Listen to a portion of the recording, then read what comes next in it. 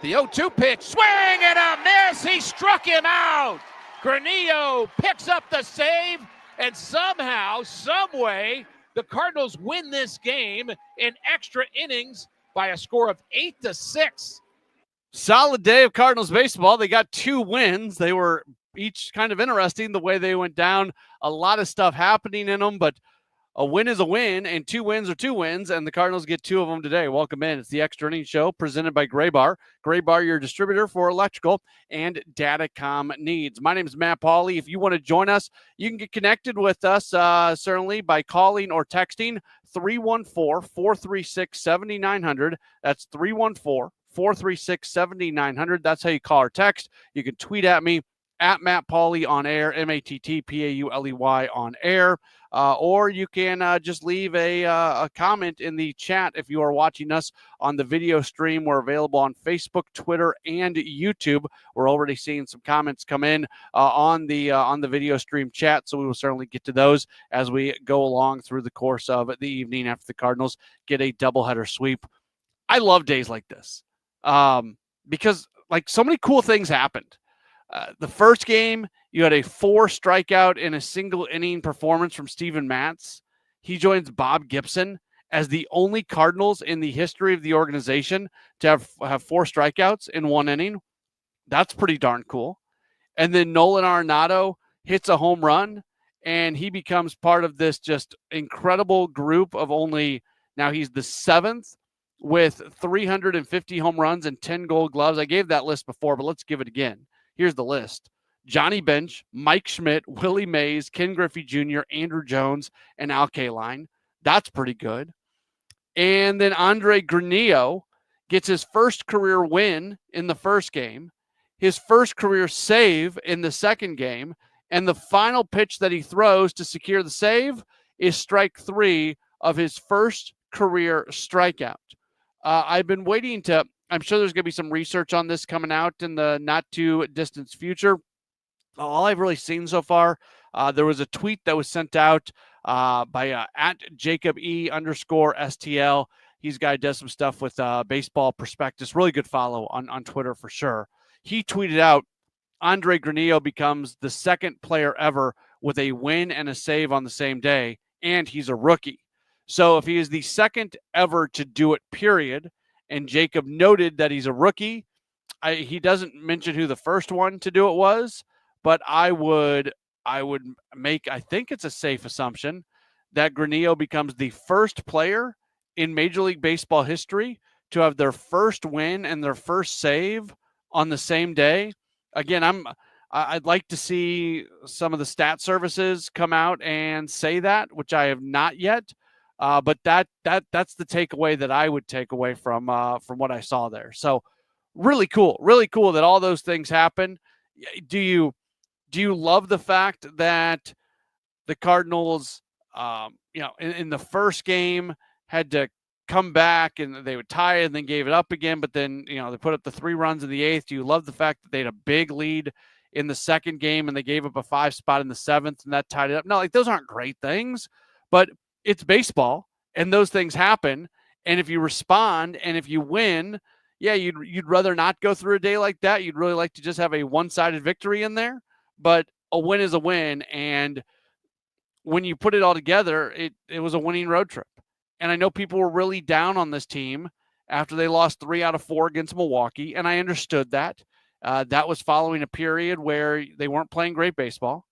And I also understand that the White Sox stink. I'm not trying to ignore the fact that the White Sox are not a very good team, but they have a winning road trip and they come up with a series sweep and they do so in somewhat dramatic fashion. So yeah, I like it. I like what went down today. Again, if you want to chime in on what we're doing here, you can do so by calling, texting, tweeting, or leaving a message in the chat on the video stream to call or text. It's 314-436-7900. 314-436-7900. You can tweet at me at Matt Pauley on air, MattPauley on air. Or for those of you who are watching on the video stream, leave a message in the chat and we will get to that. All right, let's start running through some of the text messages that have come through. Said After a somewhat messy game, did the Cards ever pull that out of the seat of their pants? A win is a win. That was sent in from Teresa. So we appreciate that. She adds kudos to Granillo. Text message from the 573 says, it wasn't a pretty win, but a win is a win. The Cardinals should have used Riley O'Brien for 2 innings instead of John King and Kyle Leahy, but I'll take the win. All right, so let's get into the pitching decisions a little bit in this second game. I'm actually surprised that more people haven't complained. This is the way my brain works sometimes, which can be a scary thought process. When the White Sox put up the 5 spot there in the 7th inning, I thought to myself, man, we're going to, almost no matter what happens, we are going to get a ton of people calling in to complain about the fact that McGreevy was pulled after 5 innings, giving up 1 run on 3 hits. Now, I'm not trying to like talk out of both sides of my mouth here. That's one of those decisions to me that I'm fine either way. I understand people who would have liked to have seen McGreevy come back out for a 6th inning. He was at 76 pitches. I also understand the reasons that the Cardinals pulled him in that moment.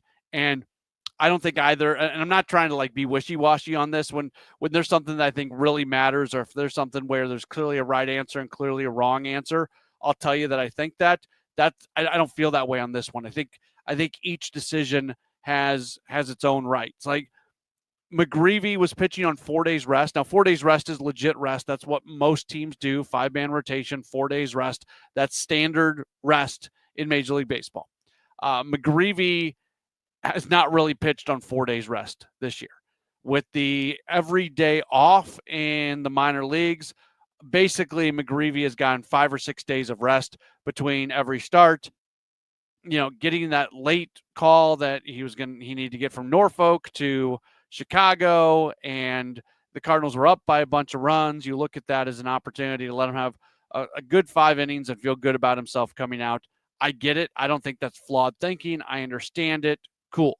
If they would have brought him out for a 6th inning at 76 pitches, I would have been fine with that as well. Like this is one of the, I know that's not what people want to hear all the time. People want to, hear ranting and raving and being upset about something. It's just not something that I can be upset about. Riley O'Brien to be used for 2 innings. So that's what the texter said.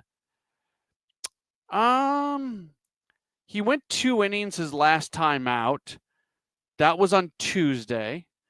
How many pitches? He threw 25 pitches, which was the third most amount of pitches he'd thrown in a big league game this year. That was the first time in the big leagues this year he had gone 2 innings. Let's look at his minor league numbers.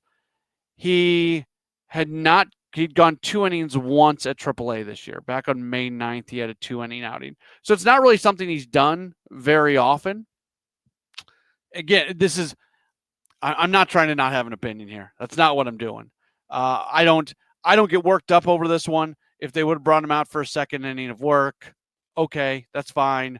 I didn't have too much issue with them going to John King. Now, King he was not especially good. O'Brien was only 14 pitches. That would reinforce what the texter is saying. I didn't think it was a big deal, but I understand just looking at the way pitching went down today, how you can go back in time and start to do some hindsight stuff on it. And I think it's an interesting game to do that for sure. And that's the fun of baseball. Our guy Ball Game sending in his daily text after a win says the 40th tip of the cap and raise the glass goes to Arenado and Granillo. Milestones and first are just a few of the great moments this game of baseball creates. Yeah, good stuff. Really good stuff from both those guys. A lot of fun. And of course, Steven Matz becoming the 2nd ever pitcher to have 4 strikeouts in a single inning for the Cardinals, joining Bob Gibson. That's it. That's pretty cool as well. Neil in Olathe, Kansas, over across the state of Missouri and a little further over the border, says probably the most important stretch of the season coming up. Chances of it making or breaking any legitimate shot at competing in the second half of the season are really high as well. Let's win the series against Cincinnati. Yeah, I keep talking about it. I'm not trying to just repeat the same stuff over and over and over and over again, but I do think that this period of time between now and July 6th is huge because you'll play 5 series between now and July 6th. 4 of the 5 series are against NL Central opponents. 2 of those 4 come against the first place team in the Cubs. You also have Cincinnati and Pittsburgh. Milwaukee's the only team that you're not facing in that period. Of course, they just played Milwaukee here recently in a 4-game set. So, yeah, really important stretch coming up here for the Cardinals, and hopefully they do well. And it all starts tomorrow when they're going to match up against Cincinnati at Busch Stadium. Again, just a reminder for you, I know I mentioned this earlier, 6:15 first pitch tomorrow. Generally, Friday night games are 7:15 first pitch. Tomorrow's going to be 6:15, so just keep that in mind. Our coverage, we'll have a little bit of the Redbird rush hour, I would assume, maybe like 5 minutes of it, and then we'll get into Cardinals baseball after that. The Extra Innings Show being presented by Gray Bar. Gray Bar is your distributor for electrical and datacom needs. We will grab, let's go ahead and take a quick break, and we will come back with more in just a moment. We'll get to some of these messages on the video stream that have come through. We're back with more after this here on KMOX. At BOS, we help you bank boldly because sometimes life throws bold moments at you. Like noticing someone used your debit card to buy 100 party store gift cards? That's a lot of party supplies. Don't worry though, BOS has your back when there's suspicious activity on your account, and we work fast to address any fraudulent charges. Are you ready for a better banking experience? Then make the bold move and switch to BOS today. Visit bankwithbos.com. Member FDIC. Tom Ackerman here, joining Busey Bank in recognizing Ron Doherty for building community. President and CEO Ron Doherty has been strengthening our communities for 40 years. After merging Doherty Business Solutions with CGI, he launched Doherty Enterprises and Foundation, which supports the Alzheimer's Association, other worthy causes, and innovative solutions with millions of dollars annually. Follow Doherty Enterprises on LinkedIn to learn more. This is Pat Buring, Executive Vice President of Busey Bank. The Doherty Foundation supports the Alzheimer's Association and other causes financially, while Doherty Enterprises uses AI and advanced technology to provide support and relief to patients and caregivers dealing with Alzheimer's and other dementia diseases. Follow their lead. That's what building community is all about. Join Busey. Get involved as we continue building the communities we call home. You know Gray Bar for electrical parts, but there's one more thing you may not be thinking of us for that can help maximize your next project's total value. Our pre-project planning services are designed to help you win the bid, save on labor costs, and keep your installers productive across your entire build. The sooner you call us, the better. Because when we're there from the beginning, we can anticipate your needs and help you solve problems before they become problems. Yep, Gray Bar does that. On the Chris and Amy Show, we're launching 100 Acts of Kindness because apparently honking less in traffic doesn't count as charity. We're teaming up with Jerry Kelly Heating and Cooling to prove kindness doesn't have to cost a dime. Hold the door, say thank you, help your neighbor take out their trash without throwing yours in first. No grand gesture required, just small, simple acts of human decency. We believe in you. Join us and share your stories with hashtag 100 Kind Acts. Kindness, it's like a group hug without the awkwardness. Hi, this is Steve Butts with the Crawford Butts Insurance Agency. I know we're all experiencing sticker shock when you get your insurance premium. Now more than ever, you need an independent insurance agent to find the best value for your family's insurance needs. Crawford Butts, family owned and operated for more than 60 years. Please give us a call at 314-752-2500 or at crawfordbutts.com.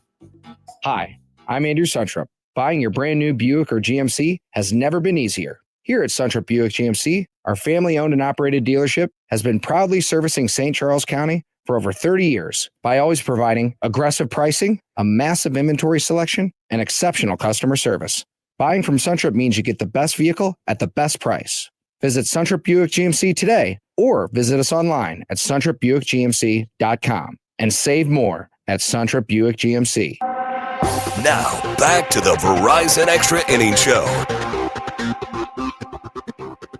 Cardinals complete the doubleheader sweep of the Chicago White Sox today, the traditional doubleheader. There's like 36 or 37 minutes between game one and game two. Give credit to the folks there in Chicago. They got that thing turned around pretty darn quick. I had a hard time getting everything in and getting it back to John and Ricky in time for first pitch. So good to see the Cardinals get the doubleheader sweep today. They win game 1 5-4, come back with the 8-6 10-inning win in game number 2. If you want to join us, you can do so by multiple ways to get connected. You can call or text 314-436-7900, 314-436-7900. You can also tweet at me at Matt Pauley on air, MattPauley on air, or you can leave a comment on the video stream if you happen to be watching us. And you know what? Let's start getting to those right now. Let's roll through some of these messages that have come in on the video stream. Chiefs Cards Fan Talk 22 says, I'm happy about the sweep. I'm just frustrated that McGreevy did not get the win. I'm ready to see the future starting five of Sonny Gray, Matthew Liberatore, Andre Palante, Michael McGreevy, Quinn Matthews, and Graceffo too. So I'm not worried about McGreevy getting the win. I care about the Cardinals getting the win, and I don't think McGreevy cares either. It's about the team getting the win. Again, we talked about in the last segment. If you're just joining us, we went through the decision-making on why McGreevy comes out after the 5th inning. Doesn't bother me. As far as all those guys being in the rotation moving forward, I think Gordon Graceffo profiles out as a relief pitcher for this team. You know, Sonny Gray has one more year in his contract. I think Andre Palante, we'll see what he does in the final half of the season. But if he doesn't pitch a lot better, he's somebody who may be competing for a job in spring training next year. We got a message in on Facebook from Jeffrey, who says 2 emotional roller coaster wins. Yeah, absolutely. It was. Bryce says, have to think long-term with McGreevy. I think this was about taking him out at the moment that they did. And that's why, again, if they would have had him in for another inning, I wouldn't have been bothered by it. But I think it's I don't think it's bad thinking to get him out in that moment, especially just look, he's a young guy. He's a strong guy. He's not going to get hurt on 4 days rest. That's not what I'm trying to say. But if he doesn't pitch on 4 days rest very often, go ahead and get him out of there. And you would think that his next start very likely could be at the big league level because he came up as the 27th man. This doesn't count against his time coming up and coming down and the time that he has to stay down in the minor league. So we'll probably see him again on this upcoming homestand in all likelihood. Matt sends in a message saying Joel Pozo is the best right-handed bench off the bat since, like, not to be a smart aleck about it, but since Lucan Baker and Thomas Sajasi aren't on the roster, right? Like, that's the way things are set up. So he did a really nice job, obviously coming up with a big hit. And, it's not an easy situation here trying to figure out what they want to do, carrying the 3 catchers. But Ivan Herrera is not somebody they want to have catch very often, so he's going to be the DH. Clearly, they're more comfortable with Pajes behind the plate than they are with Joel Pozo. Although Pajes today did not have a very good day defensively. He's a really good defensive catcher. I think he would be the first to tell you that what he did behind the plate today left a little something to be desired. It's just, look, we all have bad days in everything that we do, and it's a pretty nice thing when you have a bad day and your team still wins, but Pajes was not great in terms of what he did defensively today behind the plate.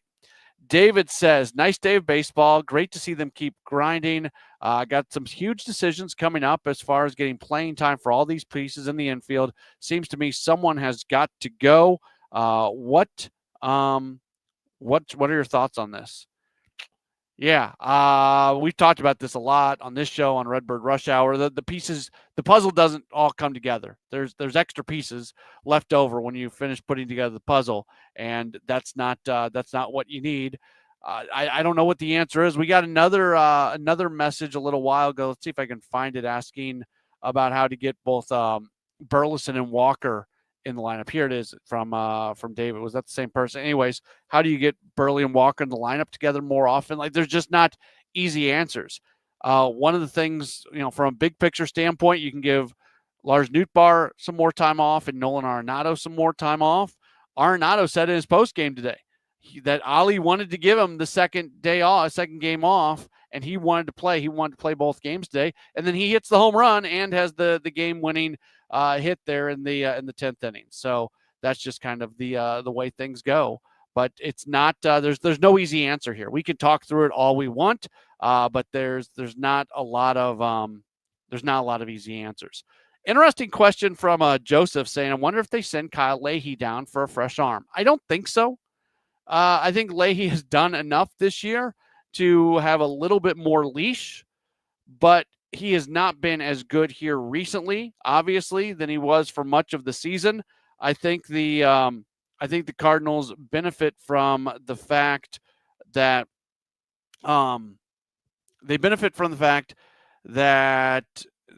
some other pitchers have really started to perform at a higher level here recently.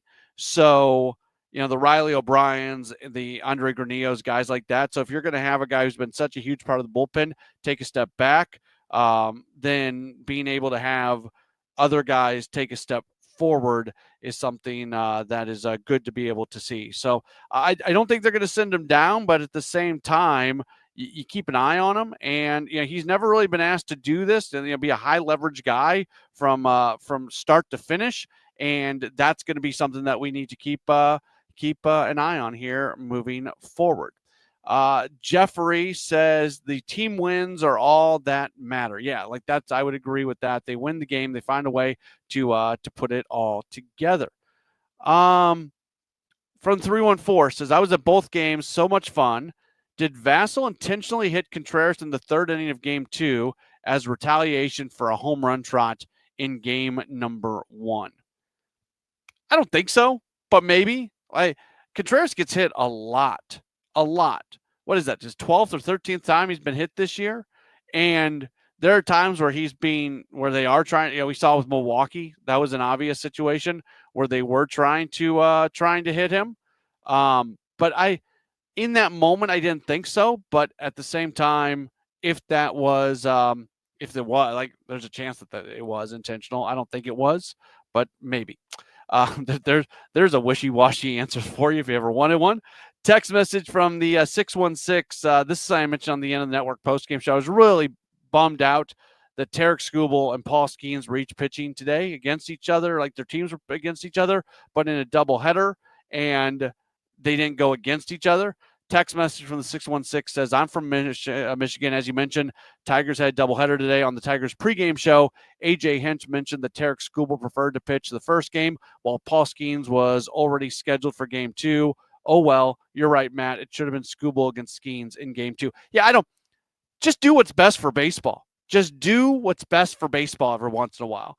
And I know it's hard to say that when you're trying to do things to make sure that your team has the best chance to win, but we had a chance today to have Paul Skeens against Tarek Skubal. They were both pitching on the same day, and they don't put them together. They don't match them up together. It's one of 162. It's something really special. It's something that's going to get attention on the game. Something that they need to have attention on. Yeah, just do it. Figure out a way. I don't care who pitched, if it's the first game or the second game or who was lined up for what. Just do it. It's one day. That stuff bothers me. It shouldn't, but it bothers me. You had an opportunity today, and you just let that opportunity go. What's on Deck is sponsored by Chesterfield Fence and Deck. The sign you have the very best. ChesterfieldFence.com. Cardinals are back home for a big series against the Cincinnati Reds. That's going to begin tomorrow, the pitching matchup. Cardinals will have Andre Palante on the mound. Right-hander is 4-3 with a 4.83 ERA. Brady Singer is going to make the start for Cincinnati. He is 7-4 with a 4.34 ERA. Again, take note of the different start time. 6:15 first pitch tomorrow. That means our coverage is going to begin at 5:20. Appreciate everybody being tuned in. It's been a long day of baseball, but it's been a good day of baseball because the Cardinals go 2-0. We'll talk to you tomorrow for more Cardinals baseball here on KMOX. Mid-America's most trusted voice for news. KMOX AM St. Louis, KMOX FM Hazelwood. Always live on the free